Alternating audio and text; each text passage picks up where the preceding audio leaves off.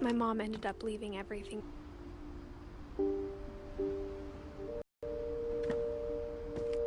What happened? Maybe it should have come sooner.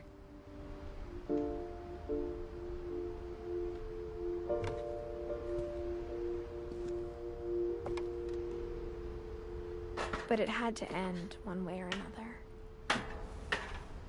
All that's left now is to tell you about that last night.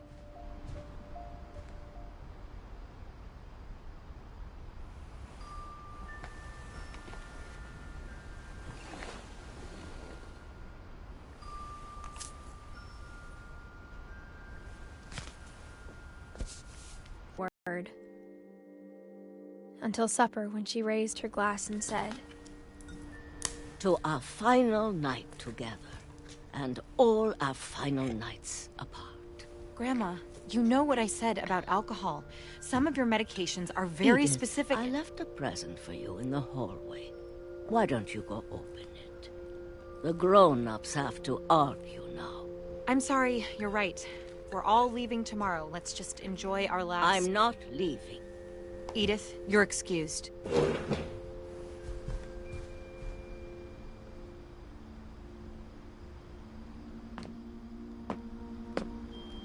the power had been shut off that morning, but Edie always had plenty of candles.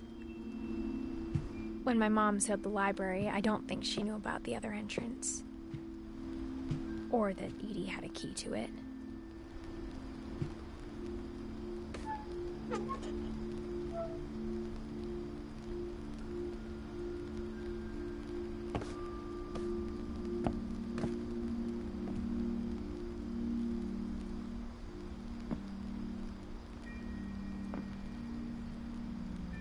That thing you're afraid of isn't going to end when you leave the house. Edith has a right to know these stories. My children are dead because of your stories. I think it's best if Edith and I leave tonight.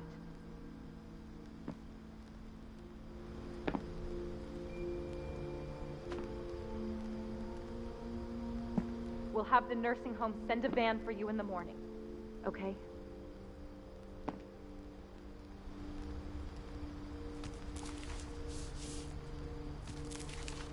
Dear Edith, there's so many stories I wish I could tell you, but there's only time for one. This is about what happened on the night you were born. That night, the tide went way, way out.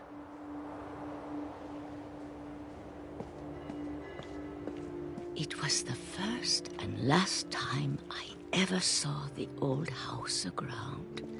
There'd been an earthquake out in the middle of the ocean.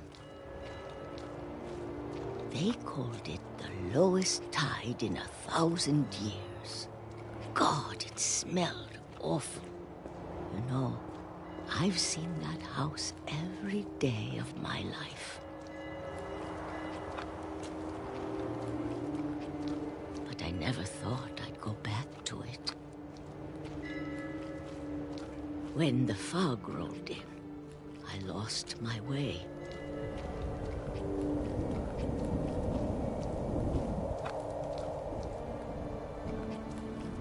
I got turned around.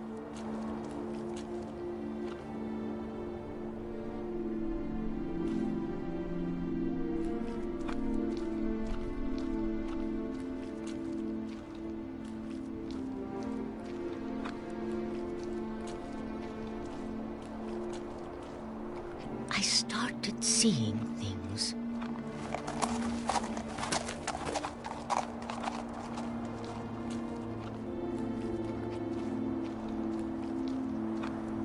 Things I'd forgotten had ever existed.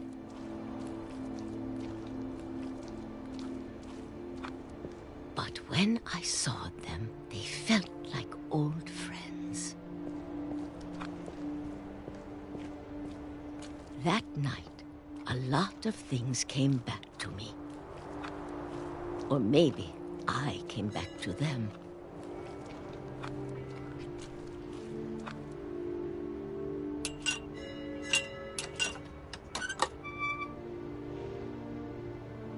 Things I can't explain, but that I... Edith!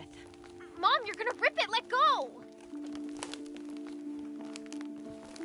I kicked and screamed, but Mom dragged me to the car.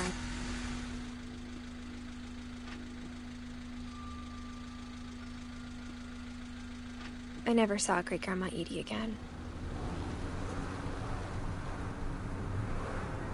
The next morning, the van came to pick her up, but she was already gone.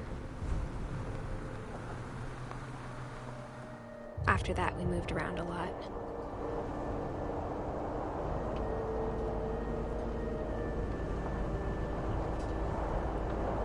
We both tried to make the best of it.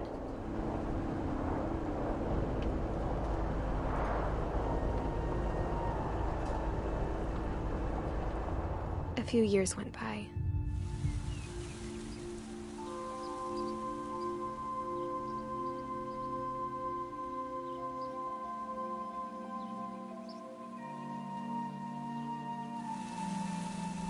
My mom didn't like to talk about it, but she started getting sick a lot. The rest happened pretty quickly.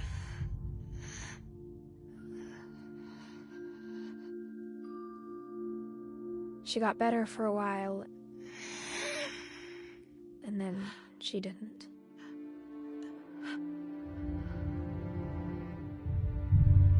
And then I was alone. The last Finch left alive.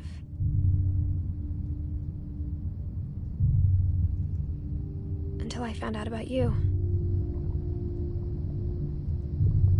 I'm still not sure what to tell you about all this. If we lived forever, maybe we'd have time to understand things.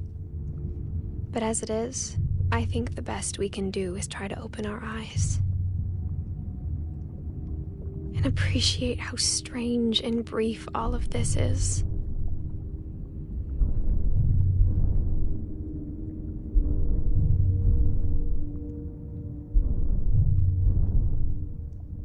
This journal was supposed to be for you.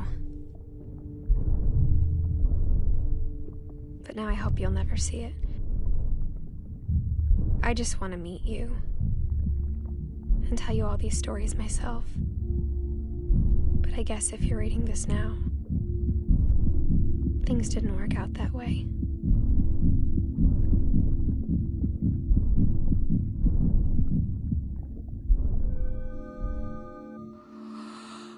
This is where your story begins. I'm sorry I won't be there to see it. It's a lot to ask, but I don't want you to be sad that I'm gone. I want you to be amazed that any of us ever had a chance to be here at all. Good luck.